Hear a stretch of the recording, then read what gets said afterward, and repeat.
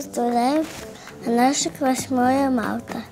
Biz anamni qorinda men qayerlaymiz ne vaqt 8 mart dolar.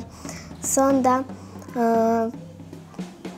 biz anam, babam, men, qadam bitama ketamiz. Мы практически каждый день поздравляем ее. Ну, желаем доброго дня, чтобы день был удачным, все хорошо прошло. Поздравляем, когда она зарабатывает много денег.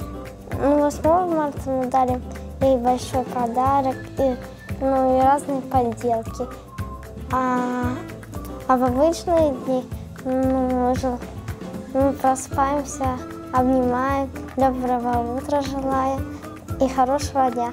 А вечером мы желаем сладких снов. Мы нас поздравляем только 8 марта.